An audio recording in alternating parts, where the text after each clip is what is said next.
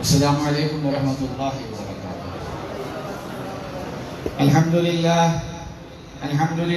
نحمده ونستعینه ونستغفره ونؤمن به ونتوکل علیہ ونعوذ باللہ من شرور انفسنا ومن سیئات اعمالنا من يهده الله فلا مضل له ومن يضلله فلا هادي له وأشهد أن لا إله إلا الله وحده لا شريك له وأشهد أن سيدنا ومولانا محمدا عبده ورسوله صلى الله تعالى على خير خلقه سيدنا ومولانا محمد وعلى آله وأصحابه أجمعين.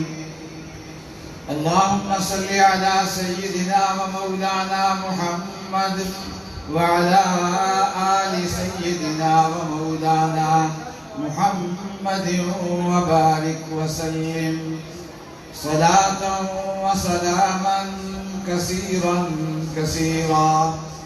يا رب صل وسلم دائما أبدا على حبيبك خير الخلق كلهم. أما بعد فأعوذ بالله من الشيطان الرجيم. بسم الله الرحمن الرحيم. آمن الرسول بما أنزل إليه من ربه والمؤمنون. صدق الله العظيم وصدق رسوله النبي الكريم. حضرات علماء کرام، مشائخ اعظام، معزز حاضرین اور عزیز طلباء، آج اس ادارے میں آ کے بہت زیادہ خوشی ہوئی. اللہ تبارک و تعالی اس ادارے سے بہت کام لیا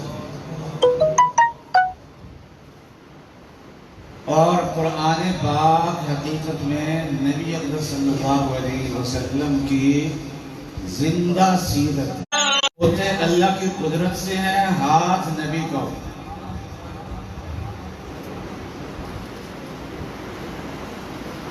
اس لیے نبی بھی بشر، ہم بھی بشر. عمر رضی اللہ تعالیٰ عنہ کو ہے فرمایا کہ میں نے ہشام ابن عاص کو دیکھا کہ وہ نماز کی نیت باندھی ہوئی ہے اور سورہ فرقان پڑھ رہے ہیں. بخاری شریف کی بات ہے، لیکن پڑھنے کا انداز اس سے مختلف ہے جس انداز سے میں نے رسول اللہ صلی اللہ علیہ وسلم سے پڑھی. کہنے لگا مجھے غصہ تو بہت آیا کہ رسول اللہ صلی اللہ علیہ وسلم ہم میں موجود ہیں اور ابھی لوگوں نے قرآن تبدیل کرنا شروع کر دیا. ہمارا دل تو کرتا تھا کہ لگاؤں اس کے زور سے، لیکن اس کی نماز کا احترام کرتے ہوئے میں نے اس کو کچھ نہیں کہا. نماز پوری کرنی تھی. نماز جب پوری کر لی تو کہنے لگے کہ میں نے پوچھا کہ یہ سورہ فرقان کس سے پڑھی؟ انہوں نے کہا رسول اللہ صلی اللہ علیہ وسلم سے پڑھی. کہنے لگے میں نے بھی رسول اللہ صلی اللہ علیہ وسلم سے پڑھی ہے، میں نے تو اور انداز سے پڑھی ہے، آپ اور انداز سے پڑھ رہے ہیں.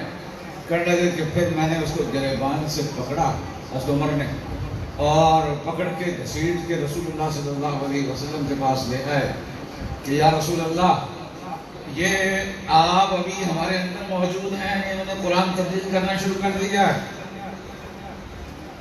تو رسول اللہ صلی اللہ علیہ وسلم نے عمر چھوڑ دو. ہشام سے کہا ہشام سناؤ سورہ فرقان. انہوں نے سورہ فرقان ویسے سنائی جیسے نماز میں پڑھ رہے تھے. تو فرمایا کہ ہاتھ قضا انزلت، ایسے ہی نازل ہوئی جیسے یہ پڑھ کے سنا رہا ہے. فرمایا عمر آپ پڑھ کے سناؤ. حضرت عمر نے جیسے آپ سے پڑھا تھا تو اسی طریقے سے پڑھ کے سنائی. تو آنس نے فرمایا کہ ہاتھ قضا انزلت ایسے ہی نازل ہوئی.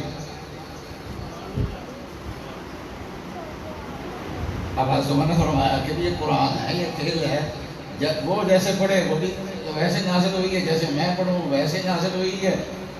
تو رسول اللہ صلی اللہ علیہ وسلم نے یہ ہاتھ حضرت عمر کے سینے پہ رکھا. فرماتے ہیں کہ آپ کا ہاتھ رکھنا تھا کہ آسمان و زمین میرے سامنے منکشف ہو گئے، کھل کے آ گئے، سینہ کھل گیا. فرمایا کہ اے عمر، مجھے کہا گیا قرآن پاک ایک انداز سے پڑھنا ہے. میں نے کہا میں اللہ کی پناہ مانگتا ہوں، میری امت مشکل میں پڑ جائے گی. فرمایا قرآن پاک 2 انداز سے پڑھنا ہے، قرآن پاک 3 انداز سے پڑھنا ہے. حتیٰ کہ اللہ تبارک و تعالیٰ نے 7 طریقے سے قرآن پاک پڑھنے کی اجازت فراہم کی. وہ ایک قرات تھی جو حضرت عمر کو حضرت صلی اللہ علیہ وسلم نے سکھائی تھی. دوسری قرات تھی جو آپ نے فرمایا وہ جتنی بھی قرات ہیں وہ اسی طریقے سے نازل ہوئی ہیں. تو نبی کا ہاتھ ہو اور کہیں لگ جائے تو کیا ہوتا ہے؟ جس سینے پہ یہ ہاتھ لگ جائے اس سینے پہ آسمان و زمین منکشف ہو جاتے ہیں، ساری دنیا اس کے سامنے منکشف ہو جاتی ہے، کھل کے سامنے اس کے سامنے آ جاتی ہے. میں اشارے کروں تو یہ بدن بھی نہیں ہل سکتا، لیکن رسول اللہ صلی اللہ علیہ وسلم نے چاند کی طرف اشارہ کیا، 2 ٹکڑے ہو گیا، آدھا ایک طرف کو چلا گیا اور آدھا ایک طرف کو چلا گیا. لوگوں نے واضح طور پہ چاند 2 حصوں میں تقسیم ہوتا ہوا دیکھا، پھر اشارہ کیا اور چاند جو ہے وہ آپس میں مل گیا. چاند پہ پہنچنا کمال نہیں ہے، زمین پہ کھڑے کھڑے انگلی سے اشارہ کر کے چاند کے 2 ٹکڑے کر دینا ہے، یہ اصل میں کمال. تو نبی کا ہاتھ جو ہے وہ انگلی کا اشارہ، میرا انگلی کا اشارہ کچھ بھی نہیں کر سکتی، اور نبی اللہ صلی اللہ علیہ وسلم کی بھی انگلی ہے. انگلی انگلی کہنے میں برابر ہے، لیکن انگلی کی شان جو ہے وہ اس میں بے حد فرق ہے. آپ صلی اللہ علیہ وسلم حدیبیہ کے مقام پہ وضو فرما رہے تھے. صحابہ غور سے دیکھ رہے تھے، تو خلاف معمول دیکھنے سے آپ نے اندازہ لگا لیا. فرمایا کہ کیا بات ہے، غور سے کیوں دیکھ رہے ہو؟ فرمایا صحابہ نے عرض کیا کہ یا رسول اللہ، آپ کے اس چھوٹا مشکیزہ ہوتا تھا پینے کا پانی صاف رکھنے کے، تو آپ کے اس ثقافہ میں جو پانی ہے نا، اس کے علاوہ لشکر میں پانی کا ایک قطرہ بھی نہیں ہے. نہ ہمارے پاس وضو کا پانی ہے، نہ پینے کا پانی ہے، نہ جانوروں کو پلانے کا پانی ہے. آدھے سے فرمایا برتن لاؤ، برتن لایا گیا، برتن میں وہ پانی انڈیلا گیا، اور حضرت صلی اللہ علیہ وسلم نے اس میں اپنا ہاتھ رکھ دیا. فرمایا کہ ہاتھ رکھنا تھا کہ انگلیوں کے درمیان سے چشمے پھوٹ رہے، پانی نکل رہا تھا، چشمے پھوٹ رہے تھے انگلیوں کے درمیان سے. حضرت جابر رضی اللہ تعالیٰ عنہ یہ روایت بیان کرنے والے ہیں، غالباً یہ براد بن عاصم ہیں. تو صحابی تابعی نے پوچھا کہ اس وقت تم کتنے تھے؟ میں نے کہا جی اس وقت ہم 1400 اور 1500 کے درمیان میں تھے. سب کے وضو کے لیے کافی ہو گیا، سب کے پینے کے لیے کافی ہو گیا، آٹا گھوننے کے لیے کافی ہو گیا، جانوروں کو پلانے کے لیے وہ پانی کافی ہو گیا. فرمایا کہ ہم تھے 1400 اور 1500 کے درمیان میں تھے. اگر 1,00,000 بھی ہوتے تو وہ پانی جو تھا وہ سب کے لیے کافی ہو جاتا. تو انبیاء علیہ السلام کو اللہ تبارک و تعالیٰ نے معجزات عطا فرمائے. میں معجزے کی بتا رہا تھا، معجزے کی حقیقت کیا ہوتی ہے. ہاتھ نبی کا ہوتا ہے اور قدرت کس کی ہوتی ہے؟ اور یہ اولیاء اللہ کے ہاتھ میں اگر یہ چیز ظاہر ہو جائے تو کرامت ہوتی ہے. ابھی میں آج ہی واقعہ پڑھ رہے تھے، خیبر کا واقعہ، یہ کل کی بات ہے کہ خیبر میں ایک بڑا قلعہ تھا، وہ فتح نہیں ہو رہا تھا. خیبر کی جو آبادی تھی نا وہ قلعوں کی شکل میں تھی، یہ قلعہ وہ قلعہ وہ قلعہ. یہودی ہمیشہ قلعوں کی شکل میں رہتے تھے. مجرم لوگ جو ہوئے نا، اس لیے جیسے چور جو ہے نا وہ چھپ چھپا کے رہتے ہیں، اسی طریقے سے یہودی بھی قلعوں میں رہا کرتے تھے. لیکن ایک قلعہ زیادہ سخت تھا اور اس کا جو کمانڈر تھا وہ پورے عرب میں مشہور تھا، یہودی تھا، مرحب اس کا نام تھا. رسول اللہ صلی اللہ علیہ وسلم نے ایک دن لشکر بھیجا، رات پڑ گئی لیکن قلعہ فتح نہیں ہوا۔ دوسرے دن لشکر کو مقرر کیا، رات پڑ گئی قلعہ فتح نہیں ہوا۔ وہاں حضرت صلی اللہ علیہ وسلم نے فرمایا کہ کل کو صبح کو میں ایسے شخص کو جھنڈا دوں گا جو اللہ سے محبت کرتا ہے اور اللہ اس سے محبت کرتا ہے، اور اس کے ہاتھ میں یہ قلعہ فتح ہوگا۔ اب اتنے فضائل صحابہ نے سن لیے، بہت سارے صحابہ کہتے ہیں میں نے کبھی کسی عہدے کی تمنا نہیں کی۔ حضرت عمر فرماتے ہیں میں نے کبھی عہدے کی تمنا نہیں کی کبھی بھی، لیکن اس دن میرا بھی جی یہ چاہتا تھا کہ صبح کو حضور صلی اللہ علیہ وسلم میرا نام پکار دے، کیونکہ فتح کی بشارت بھی مل چکی تھی اور اللہ کا ولی ہونے کی اور صاحب نسبت ہونے کی بشارت بھی سن چکے تھے۔ صبح ہوئی نا تو وہاں میرے سب دیکھ رہے، اب کس کا نام بولا جاتا ہے، اور سامنے ہو رہے ہیں، شاید مجھے دیکھ کے آج صلی اللہ علیہ وسلم میرا نام ہی بول دیں۔ آپ نے فرمایا کہ علی کا ہے، علی کا ہے۔ لوگوں نے کہا کہ اس کی تو آنکھیں خراب ہیں، آنکھیں دکھتی ہیں، ان کی آنکھیں بہت دکھتی تھی۔ ایک دن ایک آنکھ ان کی دکھتی تھی اور کھجور بھی کھا رہے تھے، تو رسول اللہ صلی اللہ علیہ وسلم نے مزاح فرمایا کہ آنکھ بھی دکھتی ہے اور کھجور بھی کھا رہے ہیں۔ وہ بھی مزاح میں موڈ میں تھے، بھائی رسول اللہ ادھر کی آنکھ دکھتی ہے اور ادھر سے کھا رہے ہیں۔ تو حضرت نے فرمایا کہ ان کو بلا لو۔ اب آنکھ اتنی زیادہ دکھ رہی تھی کہ خود چل کے آنا ان کے لیے مشکل تھا، لوگ ہاتھ پکڑ کے لے کے آئے۔ رسول اللہ صلی اللہ علیہ وسلم نے اپنا لعاب دہن، منہ کا لعاب جو ہے نا، وہ ان کی آنکھوں میں لگایا۔ شارحین نے، حافظ ابن حجر نے وہ انداز بھی لکھا ہے کہ کیسے لگایا، کہ حضرت علی کا سر جو ہے نا وہ اپنی ران کے اوپر رکھ لیا اور اپنے دست مبارک کے کنارے پہ، ہاتھ کے کنارے پہ، یہ ہتھیلی کے کنارے پہ حضرت نے اپنا لعاب لگایا، اور لعاب لگا کے دوسرے ہاتھ سے اس کی آنکھ کھول کے اس کی آنکھ میں ڈالا۔ بس دائرہ تھا کہ آنن فانن آنکھیں درست ہو گئی، آنن فانن آنکھیں درست ہو گئی۔ ورنہ یہاں کوئی کامیاب ڈاکٹر بھی ہو نا، وہ کہنے یہ صبح دوپہر شام 3 باری دارو پونا تھا، 5 دن باقی تو پھر آگے دسی ہوتا۔ وہاں تو ایک ہی مرتبہ لگایا اور اس کے بعد پھر مرتے دم تک دوبارہ آنکھیں نہیں دکھی، میں ہمیشہ دکھتے رہتے تھے، اس کے بعد آنکھیں نہیں دکھی۔ جب اس قلعے کے دروازے پہ پہنچے نا تو مرحب جو ان کا کمانڈر تھا نا وہ نکل کے باہر آیا، اس نے کہا میں مرحب ہوں، میں عرب کا بڑا پہلوان ہوں، فلاں ہوں۔ حضرت علی رضی اللہ تعالیٰ عنہ نے فرمایا انا الذی سمتنی امی حیدرہ، پتا ہے میرا نام میری ماں نے حیدر رکھا، میری ماں نے میرا نام حیدر رکھا۔ حیدر کہتے ہیں شیر کو۔ اچھا شیر آپ نے بھی دیکھا ہوگا، میں نے بھی دیکھا ہوگا، لیکن جنگل میں پھرتا ہوا شیر میں نے اور آپ نے نہیں دیکھا۔ ہاں ہم نے اور جو شیر دیکھے وہ پنجروں میں بند شیر دیکھے، وہ اور قسم کے ہوتے ہیں۔ تو فرمایا کہ لیسی غابات کریہ المنظرہ، عام شیر نہیں ہو، جنگل کا جو شیر ہوتا ہے اور جو ڈرونی شکل کا شیر ہوتا ہے، میں وہ شیر ہوں۔ اس مرحب نے آگے بڑھ کے نا حضرت علی پہ وار کیا۔ وار کو روکنے کے لیے ڈھال ہوتی تھی اس زمانے میں، حضرت علی کے پاس ڈھال نہیں تھی، قریب ہی وہ گیٹ پڑا ہوا تھا، گیٹ کا ایک پلہ، لوہے کے گیٹ کا پلہ پڑا ہوا تھا، وہ اٹھا کے سامنے کر دیا۔ اس کی تلوار اس گیٹ کے اوپر لگی، تلوار پھٹی ہو گئی۔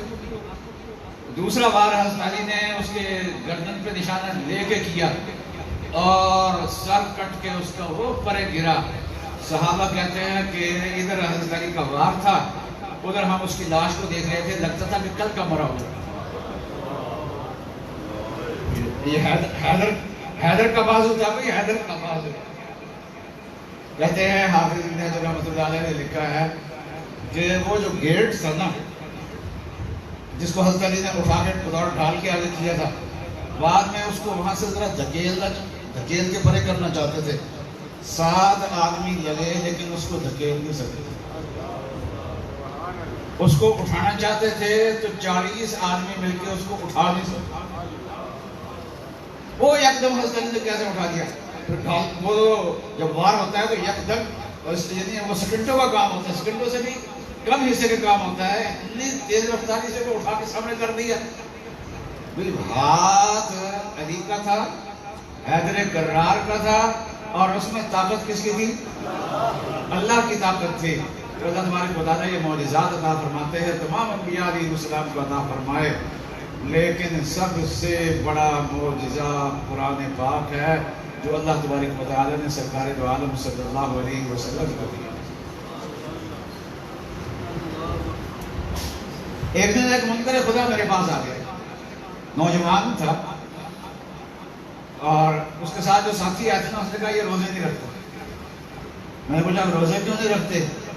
تو کہنے لگا کہ جی میں تو اللہ کو نہیں مانتا، روزے کیوں رکھوں گا. اور جلد سے میرے اوپر وار کر دیا، کہنے لگا جی آپ اللہ کا وجود ثابت کریں، آپ کو دلیل دیں کہ اللہ ہیں. میں سمجھ گیا، میں نے کہا یہ پتہ نہیں کتنے علماء سے مل کے آیا ہوگا، کتنے لوگوں سے ملا ہوگا، اور جتنی کتابوں میں دلیلیں لکھی ہیں ساری یہ سن چکا ہوں. اس لیے اب وہ کوئی دلیل کام نہیں آئے گی یہاں پر. اللہ تعالیٰ نے بات ذہن میں ڈالی. میں نے کہا کہ بھائی آپ مجھ سے سوال کرو کہ میں اللہ کو کیوں مانتا ہوں. کہنے لگے چلو میں آپ سے سوال کرتا ہوں، میں آپ اللہ کو کیوں مانتے ہیں؟ تو میں نے عرض کیا کہ میں نے کہا اس لیے مانتا ہوں کہ مجھے خبر دی ہے محمد رسول اللہ صلی اللہ علیہ وسلم نے. کہنے کا ان کی بات کیوں مانتے ہو؟ میں نے کہا وہ رسول ہے. کہ ان کے رسول ہونے کی دلیل کیا ہے؟ میں نے قرآن پاک ہے. کہ ہمیں دلیل ڈھونڈنے کی ضرورت نہیں ہے، قرآن پاک سامنے کر دیں گے. اب اس کی ایک سورت کی مثال بنا کے فاتو بسورۃ من مثلہ وادعوا شہداءکم من دون اللہ، ساری دنیا اکٹھی کر لو. اچھا یہ اللہ تعالیٰ نے چیلنج دیا نا، اور آج بھی دنیا میں یہودی اور عیسائی عربی کے ادیب ہیں، عربی کے مصنف ہیں، اور بڑے بڑے کام کیے ہیں مستشرقین نے، حدیث میں بڑے بڑے کام کیے ہیں اور قابل قدر کام ہے. یہ اللہ تعالیٰ عیسائی اور یہودی جو عربی کے ادیب ہیں، اللہ تبارک و تعالیٰ ان کو باقی رکھ کے یہ بتا رہے ہیں کہ یہ میرا چیلنج باقی ہے. اس لیے کہ قرآن کے نہ ماننے والے آج عربی کے ادیب ضرور ہیں، بڑے بڑے قصیدے کہہ دیتے ہیں، نظم اچھی لکھ لیتے ہیں، نثر اچھی لکھ لیتے ہیں، لیکن قرآن کی ایک سورت کی مثل نہیں لا سکتے. کہنے لگا جی ممکن ہے کسی نے اس کی مثل بنائی ہو، ہم تک نہ پہنچے. میں نے کہا اللہ کے بندے، دنیا میں مسلمان زیادہ ہیں یا غیر مسلم زیادہ ہیں؟ کہنے لگا جی ہے تو غیر مسلم زیادہ. میں کہا مسلمانوں نے سارا قرآن محفوظ رکھا ہوا.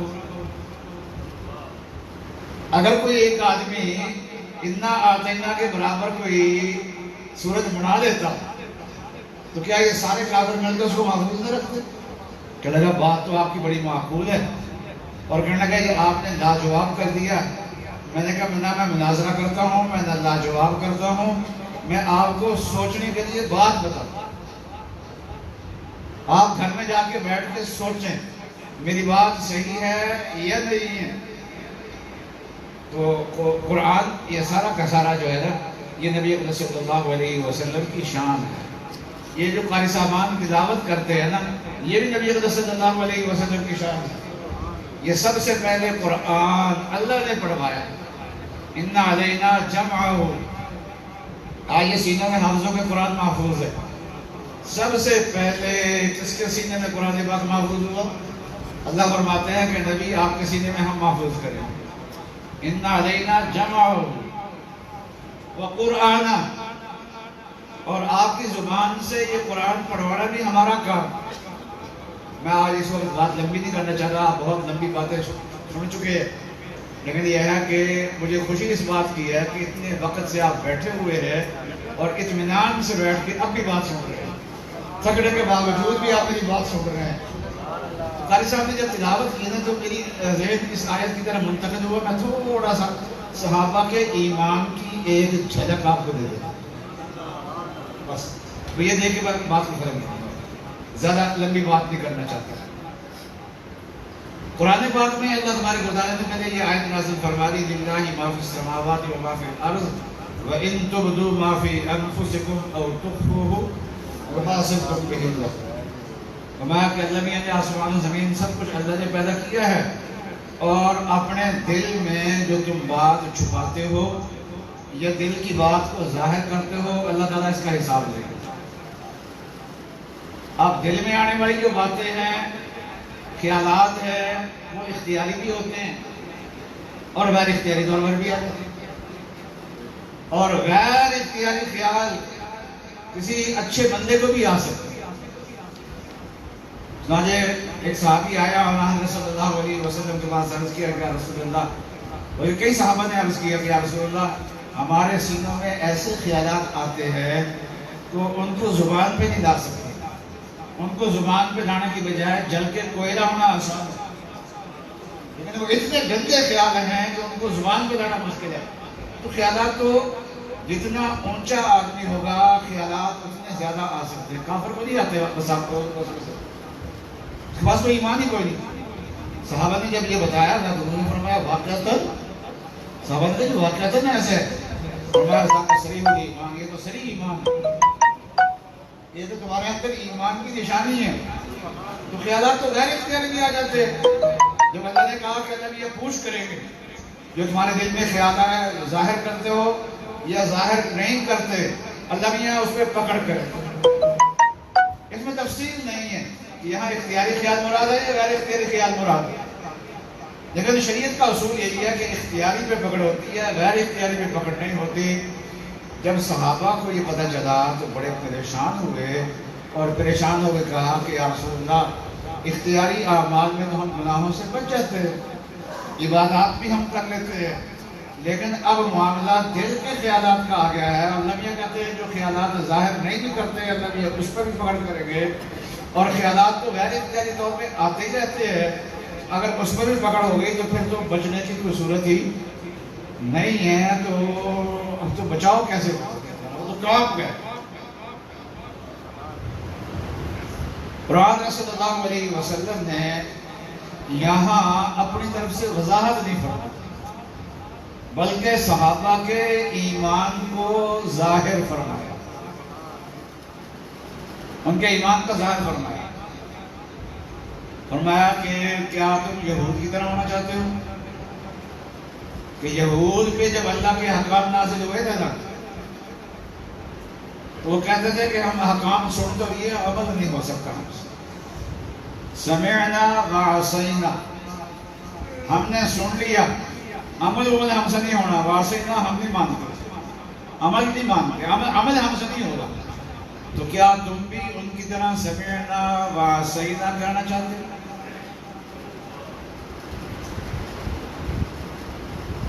صحابہ نے کہا نہیں یا رسول اللہ, ایسا نہیں کہنا چاہتے. فرمایا اگر کہو سمعنا واطعنا, یا اللہ آپ کی بات ہماری سمجھ میں آتی ہے تو آپ کا حکم ہے, اور سمجھ میں نہیں آتا تو ہر حالت میں آپ کا حکم کے سامنے سر جھکاتے ہیں. سمعنا واطعنا.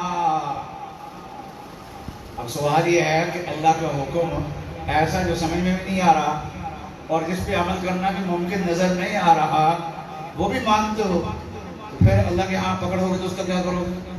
فرمایا کہ اس کا علاج یہ ہے کہ اللہ کے سامنے ہاتھ جوڑو, غفرانک ربنا وإلیک المصیر. اے اللہ ہمیں معاف کر دینا, ہمیں معاف کر دینا. غفرانک ربنا وإلیک المصیر.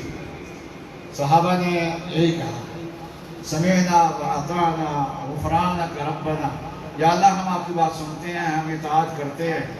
باقی رہا یہ خیالات غیر اختیاری تو یا اللہ آگے آپ کے ہاتھ جوڑتے ہیں کہ ہماری پکڑ نہ کرنا, ہماری پکڑ نہ کرنا. اور یہ ہے اطاعت, یہ ہے صحابہ کا ایمان. آج تو ہم ذرا سی بات یہ ہم سے عمل نہیں ہوتا, اس پہ عمل کیسے کریں گے, اس پہ ہمیں اشکال ہے. یہ اشکالات اس وقت ہوتے ہیں، اس وقت تک ہوتے ہیں جب محبت نہیں ہوتی. جب محبت ہوتی ہے، بات سمجھ میں نہیں آتی تب بھی اشکال نہیں ہوتا، سمجھ میں آ جائے تب بھی اشکال نہیں ہوتا، اور سمجھ میں نہ آئے تب بھی اشکال نہیں ہوتا. صحابہ جیسا اگر ایمان لینا ہے نا تو پھر یہی ہے کہ اللہ کے سامنے سر جھکانا ہے، وہاں اعتراض نہیں کرنا. ہم کیسے کریں؟ ہماری سمجھ میں بات نہیں آتی. ارے بھائی پھر دین ہوتا ہی وہ ہے. حضرت ثانی رحمۃ اللہ علیہ کے بھائی تھے، ان سے کسی نے کہا کہ ہمارے جتنے بھی ادیان ہیں نا ان میں جتنی باتیں ہیں وہ ہماری سمجھ میں آتی ہیں، لیکن اسلام کی بہت ساری باتیں سمجھ میں نہیں آتی ہیں ہماری. انہوں نے کہا یہ تو اللہ کے پاس ہونے کی دلیل ہے، اور تمہارے دین تم نے خود بڑھائے ہوئے اس لیے کہ تمہاری سمجھ میں آ رہے ہیں. اور جو اللہ کی باتیں ہوتی ہیں وہ کوئی سمجھ میں آتی ہیں، کوئی سمجھ میں نہیں آتی، لیکن ہمارا کام یہ ہے کہ اس کے سامنے سر جھکائے. پھر اللہ یہ راستہ کھولتے. جب صحابہ نے یہ طرز عمل اختیار کیا، اللہ تعالیٰ نے پھر ان کے ایمان کی تعریف کی. آمن الرسول بما انزل الیہ من ربہ والمؤمنون. اصل میں تو ایمان والا مومنین کا ایمان بیان کرنا مقصود تھا، لیکن آغاز رسول سے کیا. یہ بتانا یہ چاہتے ہیں کہ صحابہ کا ایمان رسول اللہ صلی اللہ علیہ وسلم کے ایمان سے جڑا ہوتا ہے. جیسے رسول اللہ صلی اللہ علیہ وسلم کا ایمان ہے، اس کی شان تو بہت بڑی ہوگی. کسی صحابی کا ایمان ویسا نہیں ہو سکتا، لیکن اس کے قریب قریب ضرور ہے، اس کے ساتھ جڑا ہوا ضرور ہے. آمن الرسول بما انزل الیہ من ربہ والمؤمنون کل آمن باللہ وملائکتہ وکتبہ ورسلہ لا نفرق بین احد من رسلہ وقالوا سمعنا واطعنا غفرانک ربنا والیک المصیر. قاری صاحب نے یہ آیت تلاوت کی تو میں نے کہا یہاں تو صحابہ کا ایمان بتایا گیا ہے، لہذا صحابہ کے ایمان کی ایک جھلک کا مذاکرہ کرنا. یہ مذاکرہ کرنے کا موقع ملا ہے، کافی دیر ہو چکی ہے، لہذا آپ میری تھوڑی بات پہ بھی اتفاق کریں گے. وآخر دعوانا ان الحمد للہ رب العالمین.